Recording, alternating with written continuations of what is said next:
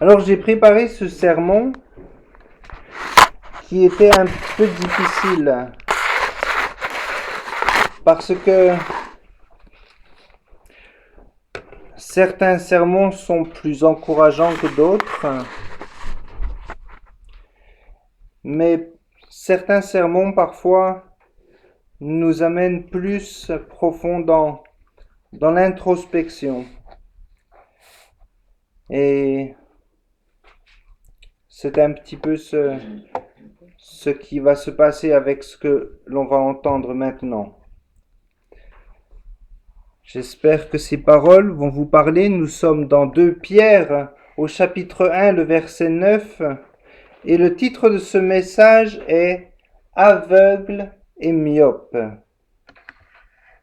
Cette deuxième lettre de Pierre que nous étudions avec soin, verset après verset, afin qu'elle soit ancrée dans notre cœur et que nous puissions la lire en voyant tous ces mots différemment, non en survolant ces mots rapidement, mais en réfléchissant à chacun des mots que le Seigneur nous a donnés.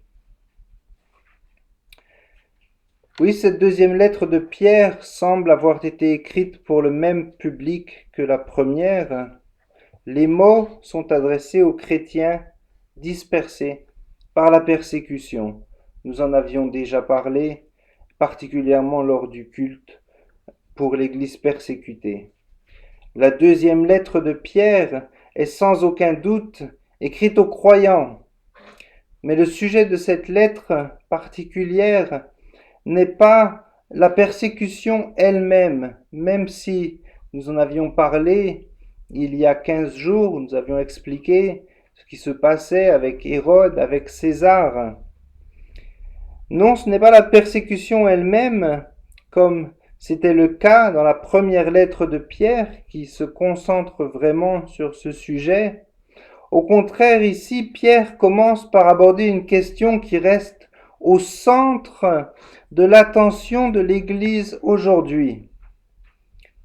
Les croyants seront-ils ou non des serviteurs productifs et efficaces de Dieu grâce à notre connaissance de lui? Et c'est pour ça que j'ai relevé cette phrase qui a été dite hier pour les chrétiens croyants et non croyants. Les croyants seront-ils ou non des serviteurs productifs et efficaces de Dieu grâce à notre connaissance de Jésus? Commençons par lire le verset et nous en parlerons ensuite. Nous sommes donc dans le livre de 2 Pierre,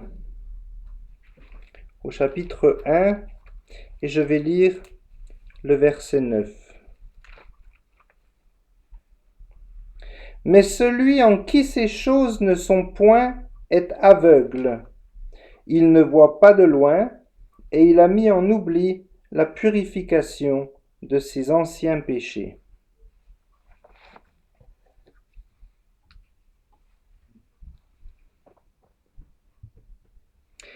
Ces derniers mois, nous avons observé l'enseignement de l'apôtre Pierre sur la sanctification et la nécessité pour les chrétiens de grandir dans la sainteté.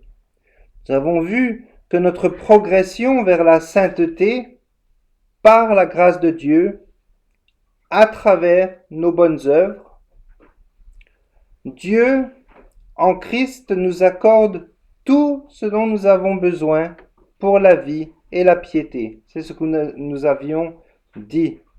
Et en retour, parce qu'il a fait cela, nous devons compléter notre foi avec une foule de caractéristiques divines qui sont les fruits de cette providence divine de Dieu lui-même. Oui, Dieu lui-même est celui qui nous rendra saints, mais il le fera à travers nos efforts pour modeler notre vie sur la sienne. Je vous invite à prier pour la prédication.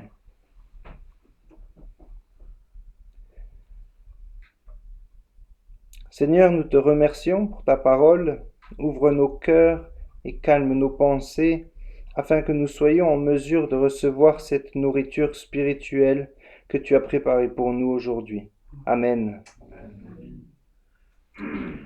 Alors Pierre nous dit que si des qualités comme la maîtrise de soi, la vertu, la piété et l'amour nous sont de plus en plus propres tout au long de notre vie de chrétien, elles nous empêcheront, ces qualités, d'être inefficaces et stériles.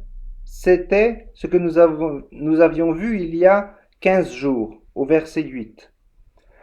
Dans le passage d'aujourd'hui, Pierre ne suggère pas simplement qu'avoir une marche fructueuse est une bonne chose.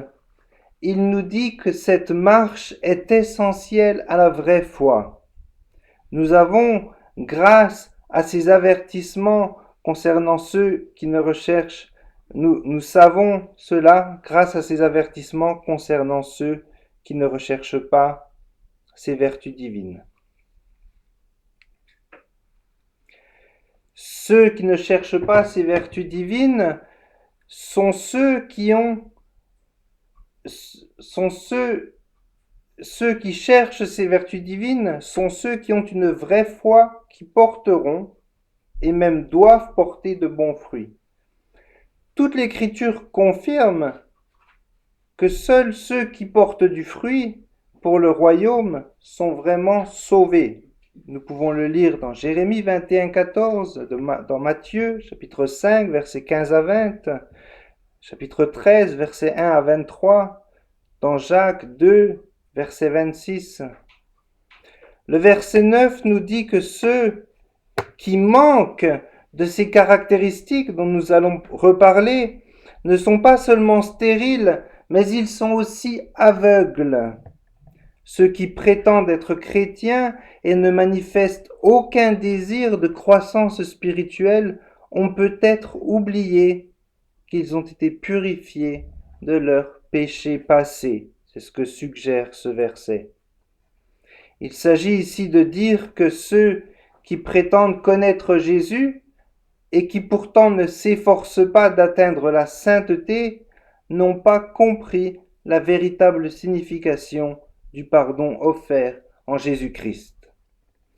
Ceux qui ont véritablement reçu Jésus savent qu'ils doivent vivre dans la gratitude, et ce n'est pas simplement qu'ils le savent, mais c'est une gratitude qui naît automatiquement de ce que nous avons reçu. C'est un désir de vouloir remercier Dieu pour ce qu'il nous a donné. Et ainsi, nous nous efforçons de vivre une vie qui plaît à Dieu. Cependant, ceux qui ne se soucient pas de la sainteté n'ont pas bien compris l'Évangile. Sur ce point, Jean Calvin a écrit « Il s'ensuit donc que ceux qui ne s'efforcent pas d'avoir une vie pure et sainte ne comprennent même pas les premiers rudiments de la foi. » Bien que les vrais croyants puissent parfois oublier la signification du péché et l'œuvre du Christ, et ça nous arrive à tous, mais plus grave que cela, ça nous arrive encore tout le temps, toute la semaine. Nous oublions, nous passons la semaine à faire des choses et nous oublions, nous ne pensons pas à Dieu. Nous n'incluons pas Dieu dans tout ce que nous faisons. Mais parfois c'est plus grave, nous oublions la gravité du péché et l'aspect exceptionnel de l'œuvre du Christ pour nous. Et pour ces personnes, la chute n'est jamais permanente parce que nous sommes faillibles. Nous sommes sauvés par la foi, mais nous ne serons parfaits que lorsque Jésus reviendra. Un chrétien ne peut pas perdre la foi. Par contre, une personne qui n'a jamais cru, mais semble chrétienne, peut éventuellement avoir l'air d'avoir perdu la foi. Mais la Bible nous dit clairement que cette personne ne fut jamais des nôtres. Car si quelqu'un finit par s'éloigner, non seulement c'est qu'elle n'a pas compris l'œuvre du Christ, mais elle n'a aussi jamais vraiment eu confiance en lui. Personne ne peut voir le Seigneur être sauvé et ne plus être sauvé. C'est quelque chose d'impossible parce que nous ne sommes pas sauvés car nous croyons, mais nous croyons parce que Dieu nous a sauvés. Pour cette raison, Pierre ajoute, « Mais celui en qui ces choses ne sont point est aveugle, il ne voit pas de loin et il a mis en oubli la purification de ses anciens péchés. » En lisant ce verset, c'est un défi de savoir si Pierre parle d'un croyant qui manque simplement de ses qualités, dont nous avons parlé plus tôt, la vertu, la patience, le contrôle de soi, etc., ou s'il parle d'un incroyant qui fait semblant, mais qui ne les a pas vraiment. Nous devons donc en parler ce matin avec le peu de temps dont nous disposons, mais ce qui est sûr est qu'il ne s'agit pas d'une conversation agréable. Malgré cela, c'est une conversation qui devrait nous encourager. Nous avons tous fait la connaissance de soi-disant chrétiens autour de nous, mais qui nous interrogent, nous font douter de leur place aux côtés de Dieu. Malheureusement, il nous est tous arrivé de dire, si cette personne était chrétienne, elle ne ferait jamais ça. Nous avons tous dit ça, de quelqu'un, d'une personne ou d'une autre. Et peut-être que des personnes ont dit cela de nous. Nous croisons tous le chemin de personnes pensant être sauvées, mais qui en réalité, et nous le savons, n'ont que l'apparence de la religion. J'ai une pensée particulière pour tous ces croyants qui se nourrissent d'histoires miraculeuses sur Internet. Lorsque l'on tombe dans le piège des signes, des merveilles et des miracles, il nous en faut toujours plus pour être impressionnés. C'est une machine qu'il faut nourrir constamment avec de nouveaux miracles, avec de nouvelles actions de Dieu extraordinaires et surnaturelles pour voir encore plus la puissance de Dieu de plus en plus chaque jour, alors que ces personnes cherchent au mauvais endroit, car c'est dans le calme et le repos que se trouve notre Seigneur. C'est pour cela que beaucoup de ces personnes n'ont souvent aucune gêne à même inventer des miracles ou exagérer des faits. C'était une des méthodes favorites de Charles Finet, l'un des pères du pentecôtisme moderne, qui a dit « Si un mensonge peut amener une âme à Dieu, alors ce mensonge est bon. » Ce qui explique en grande partie sur quoi repose ce mouvement et ce dont nous sommes témoins aujourd'hui dans certaines soi-disant églises. Mais normalement, c'est à ce moment que parmi vous, quelqu'un lève la main et dit la fameuse phrase « Mais Jésus nous a dit de ne pas juger. Jésus nous a dit de ne pas juger. Or, cela est faux. Jésus nous a dit de juger. Il nous le demande constamment. Il nous demande constamment de juger entre ce qui est juste et ce qui est mauvais.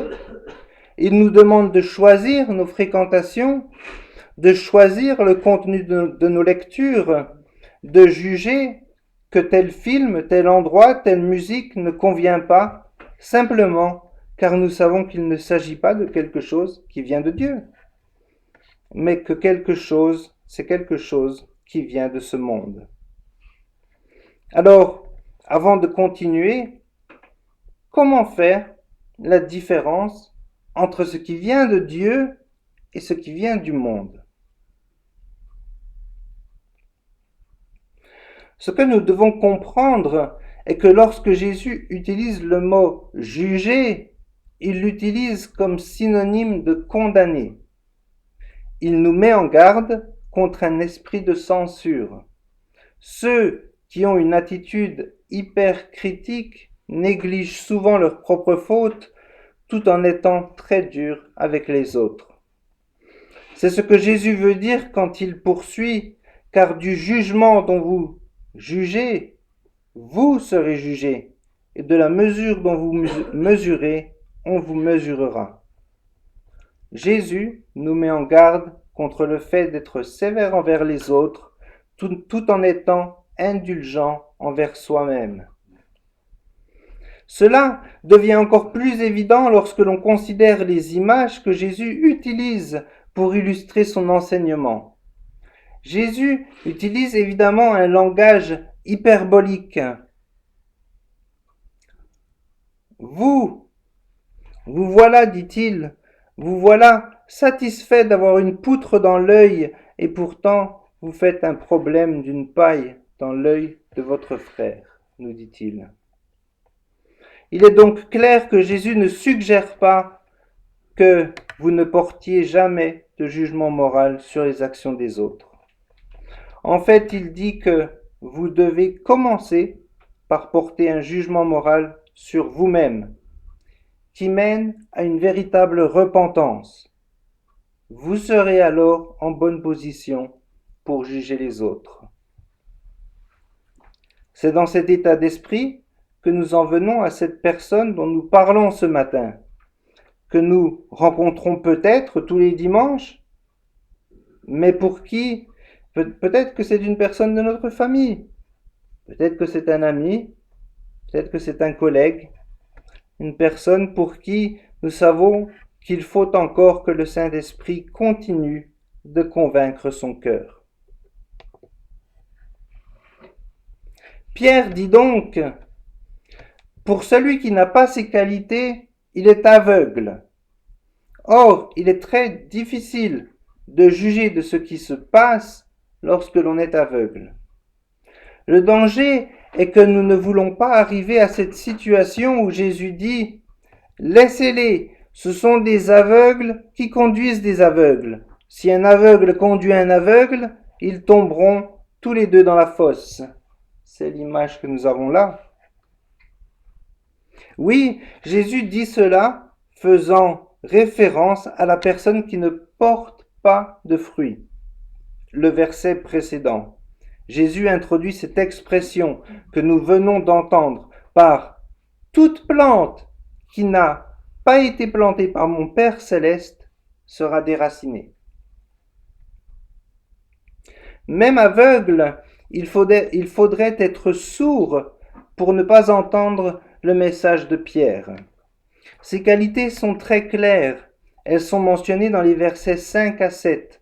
Permettez-moi de nous rappeler de quoi il s'agit. L'excellence morale, la connaissance, la maîtrise de soi, la persévérance, la piété, la bonté fraternelle et l'amour. Voilà donc les signes distinctifs d'un véritable chrétien. Et donc, quand il dit « celui qui manque de ces qualités », c'est-à-dire qu'il n'y a pas de preuve de fruits spirituels, aucune preuve d'une quelconque augmentation de ses vertus dans sa vie, que pensez-vous qu'il se passe avec cette personne ? C'est cela qui nous amène à la conclusion qu'il s'agit d'un croyant professant, mais pas d'un croyant possédant. Un croyant professant, mais pas un croyant possédant.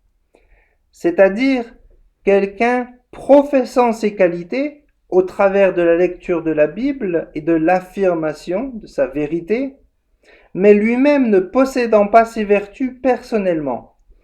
En d'autres termes, c'est quelqu'un qui est religieux, mais perdu. Quelqu'un qui va à l'église et qui ne connaît pas vraiment le Seigneur parce qu'il n'y a aucune preuve de cela dans sa vie. Il ne porte encore aucun fruit de la grâce. Pierre dit donc 2 choses à son sujet, voire même 3. Premièrement, il est aveugle. Cela signifie qu'il n'est pas physiquement aveugle, mais spirituellement aveugle. Il est incapable de voir sa propre condition spirituelle. Il est incapable de voir son besoin d'une véritable conversion. Il s'agit d'une situation difficile, car la personne pense déjà être convertie. C'est même une personne qui aura tendance à mélanger plusieurs traditions chrétiennes en choisissant ce à quoi elle adhère et rejetant ce qui la rend inconfortable. Cette personne est incapable de voir son besoin de se repentir et de croire au Seigneur Jésus-Christ pleinement. Elle vit simplement dans un monde de ténèbres spirituelles, bien souvent sortant des versets de leur contexte pour se défendre, tel ce fameux verset. Jésus a dit de ne pas juger, tu ne peux rien dire contre moi. Jésus a dit de ne pas juger, alors que le Seigneur exige le plus strict discernement de notre part. Puis Pierre ajoute, ou bien c'est que cette personne ne voit pas de loin, une personne qui a la vue courte, c'est-à-dire qu'il ou elle est myope, ce qui est une autre métaphore de la cécité spirituelle. Il ne voit pas la main devant ses yeux. Pierre commence par dire qu'aucun chrétien, aucun de ceux qui connaissent Dieu par la foi en Jésus, ne manque de quoi que ce soit pour mener la vie pieuse à laquelle nous sommes appelés. Par la grâce de Dieu, tous ceux qui font confiance au Christ sont devenus partenaires de la nature divine et du dessein de Dieu. Chaque croyant a été libéré de la corruption du monde causée par les désirs pécheurs. En d'autres termes, nous sommes pleinement équipés et aucun d'entre nous ne peut prétendre qu'il n'avait pas ce qu'il fallait pour continuer la mission, ni même l'excuse d'un œil aveugle. Mais le fait est que si nous sommes capables d'arriver à en oublier notre purification, si quelqu'un est un vrai croyant, mais qu'il a oublié sa conversion et ce qui s'est passé lorsque Dieu est entré dans sa vie, alors il est vraiment devenu myope. C'est quelqu'un qui ne lit pas correctement sa Bible. Et s'il ne la lit pas correctement, cette personne vit simplement dans un monde d'illusions spirituelles, sans se soucier de la sainte doctrine, mais créant son propre monde biblique autour de ses versets préférés.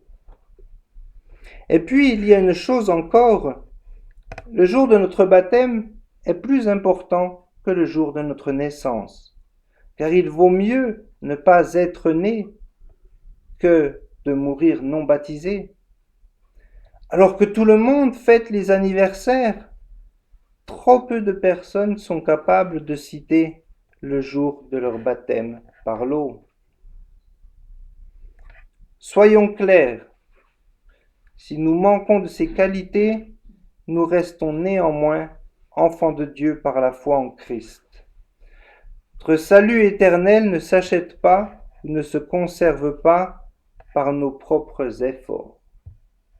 Cependant, si nous ne parvenons pas à adopter ces qualités, nous gaspillons la connaissance de Jésus. Nous devenons des serviteurs inefficaces et improductifs. En fait, cela nous rend si myopes que nous pouvons passer pour des incroyants qui sont en fait spirituellement aveugles. Pire encore, lorsque nous ne vivons pas à la hauteur de la vie à laquelle nous sommes appelés, nous pouvons devenir oublieux. Plus précisément, nous oublions que nous avons déjà été purifiés des péchés qui peuvent maintenant nous occuper à nouveau. Nous avons oublié qui nous sommes en Christ. C'est pour cela que Pierre ajoute que cette personne a oublié. Elle souffre d'amnésie spirituelle. Il parle maintenant de la purification de ses anciens péchés. Il y a deux façons de comprendre cela. La première est que cette purification est une conversion authentique dans laquelle ses péchés ont été lavés. Le deuxième choix est qu'il s'agisse d'une fausse conversion où la personne a juste suivi les mouvements d'une réforme extérieure, mais il n'y a jamais eu de régénération. Il y a un verset intéressant dans le chapitre suivant de 2 Pierre 2 qui se trouve au verset 22, oui. 2 Pierre 2, 22, c'est presque la date de mon mariage, le 22, 2, 22. 2 Pierre 2, 22 dit que cette personne est semblable à un chien qui retourne à ce qu'il a vomi et à une truie qui est un cochon qui, après s'être lavé, retourne se vautrer dans la boue. Est-ce que vous savez ce que cela veut dire? Pierre n'est pas en train de parler d'une brebis, du troupeau. Il s'agit d'un chien ou d'un cochon qui est quelqu'un qui a simplement suivi les mouvements extérieurs de changement de l'extérieur de sa vie. Mais l'intérieur de sa vie n'a jamais été changé. Son cœur n'a jamais été changé. Et j'admets que c'est un verset épineux et difficile à interpréter. Et je pense que dans le contexte plus large de 2 Pierre, c'est le message que l'apôtre veut faire passer. Il parle de ceux qui ont entendu le message de l'Évangile et ont répandu par un simple changement extérieur de comportement ou d'activité, mais qui n'ont jamais vraiment eu un véritable changement de cœur. Ils restent aveugles et myopes et ont vraiment oublié, avec une amnésie spirituelle, ce qui aurait dû se passer au moment de la conversion. Voilà donc une possibilité. L'autre possibilité est que cela se réfère à un chrétien qui est vraiment retombé dans une vie charnelle et mondaine et qui a complètement perdu de vue ce qui s'est passé dans sa vie. Encore une fois, il n'est pas possible pour cette personne de n'avoir jamais été sauvée, car le sang du Christ lave parfaitement. Ceux qui mettent de côté les traits positifs énumérés par Pierre ont oublié qu'ils ont été purifiés de leurs péchés. Encore une fois, l'idée semble être de négliger qui nous sommes et à quoi sert notre vie. Nous considérons toujours comme normal le fait de participer au péché ou d'avoir des comportements qui ne sont pas conformes à ceux du Christ.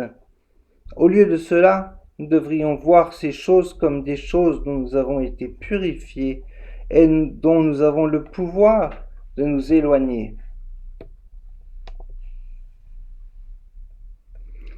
C'est aussi une possibilité pour cela.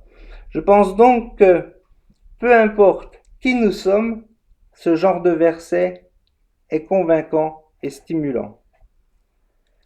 C'est un verset qui me permet de réfléchir. Un verset que nous pouvons intégrer à notre vie.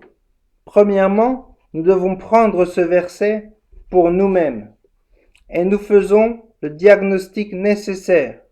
Un diagnostic qui doit être régulier et qui se passe devant la table du Seigneur lors du repas de la Cène. Puis, nous devons appliquer ce verset à notre prochain, car nous sommes un seul corps, partageant un même esprit, étant passés par le même baptême et vivant sous le règne d'un même Seigneur. Et cela nous permet de nous encourager les uns les autres, de nous prévenir, de nous questionner.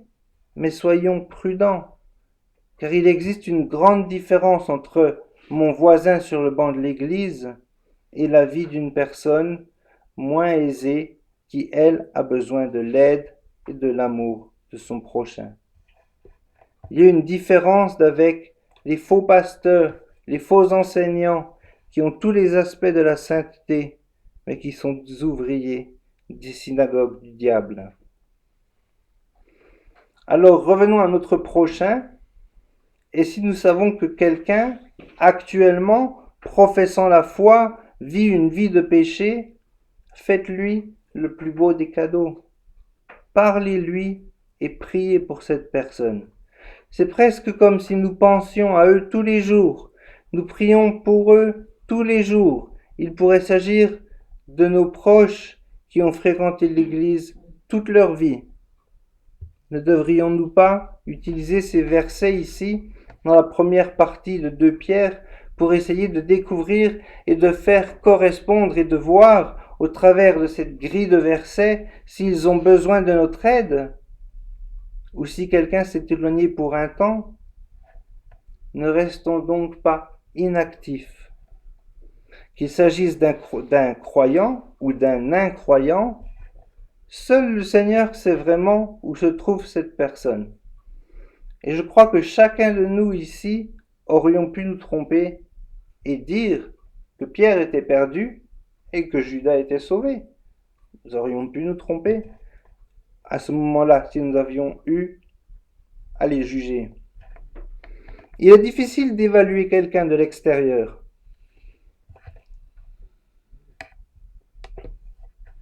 L'autre côté de la médaille, c'est que si un membre de notre famille ne connaît pas vraiment le Seigneur, il est en fait aveugle. Il n'est pas seulement myope.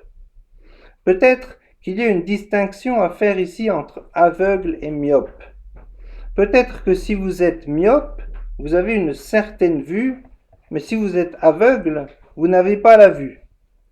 Cela fait que ce membre de la famille ou cet ami a réellement besoin de l'Église, a réellement besoin du Seigneur. C'est pour cette raison que nous devons vivre notre foi pleinement, étant les premiers à montrer ses qualités, et cela peu importe les circonstances. Est-ce que nous nous sentons capables de redonner la vue aux aveugles? N'est-ce pas pour cela que nous avons été choisis? Nous devons être les premiers à chercher à appliquer toutes ces vertus que nous avons mentionnées.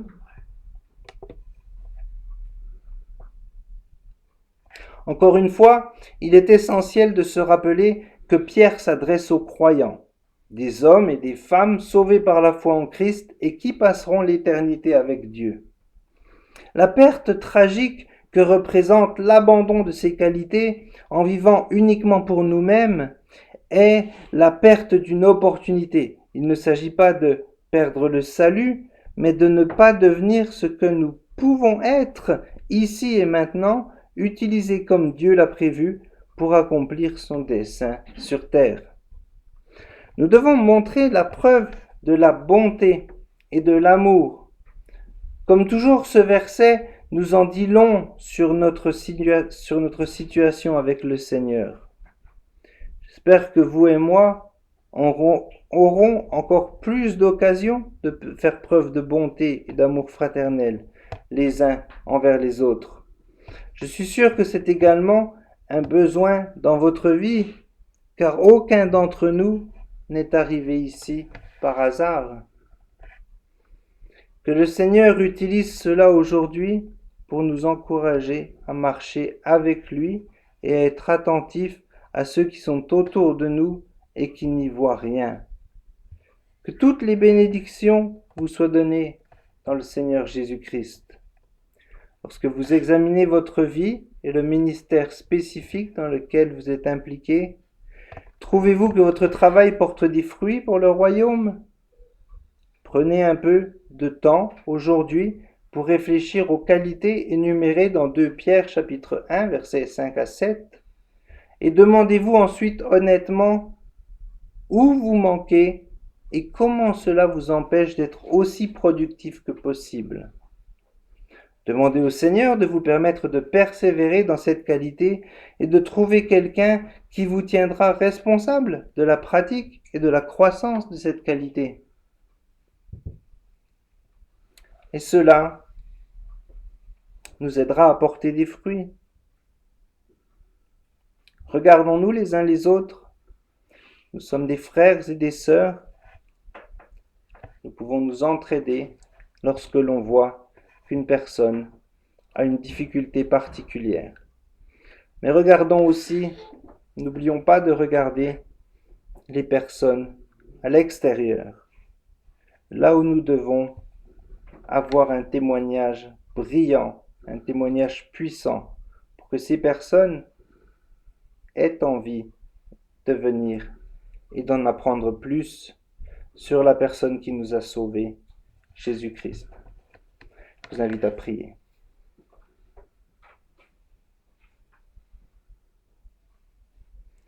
Les cieux célèbrent tes merveilles, ô Éternel, et ta fidélité dans l'assemblée des saints. Car qui dans le ciel peut se comparer à l'Éternel? Qui est semblable à toi parmi les fils de Dieu? Dieu est terrible dans la grande assemblée des saints. Il est redoutable pour tous ceux qui l'entourent. Éternel, Dieu des armées, qui est comme toi, puissant, ô Éternel, ta fidélité t'environne. C'est à toi qu'appartiennent les cieux et la terre. C'est toi qui as fondé le monde et ce qu'il renferme. Ton bras est puissant, ta main forte, ta droite élevée. La justice et l'équité sont la base de ton trône. La bonté et la fidélité sont devant ta face. Heureux le peuple qui connaît le son de la trompette. Il marche à la clarté de ta face, ô Éternel. Car tu es la gloire de sa puissance, c'est ta faveur qui relève notre force. Car l'Éternel est notre bouclier, le Saint d'Israël est notre roi. Amen.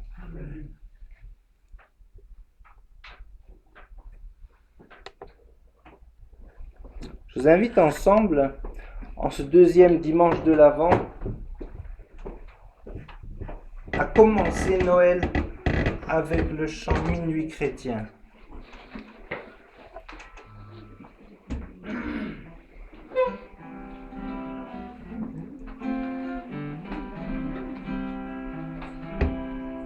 Minuit chrétien, c'est l'heure solennelle où l'homme Dieu descendit jusqu'à nous pour effacer la tâche originelle et de son Père arrêter le courroux.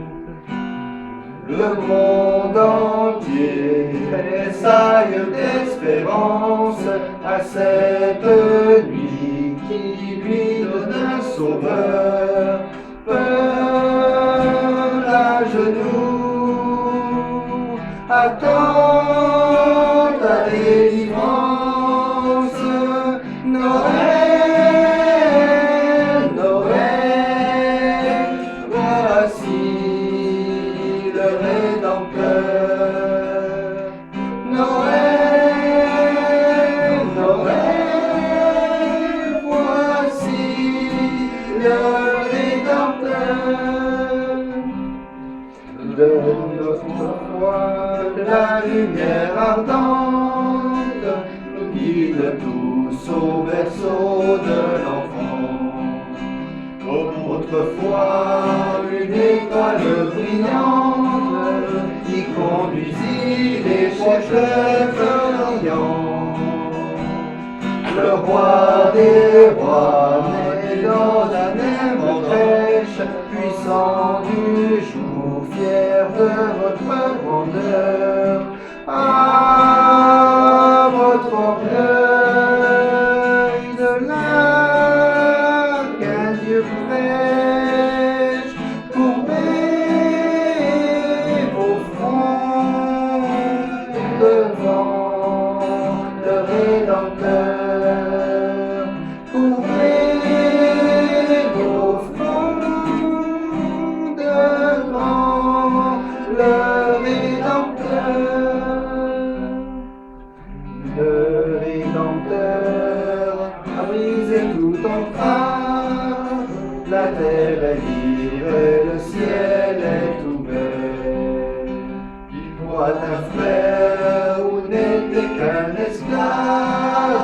l'amour unit ce qu'enchaîne et le fait, qui lui dira notre reconnaissance, c'est pour nous tous qui naît, qui souffre et meurt, peuple debout.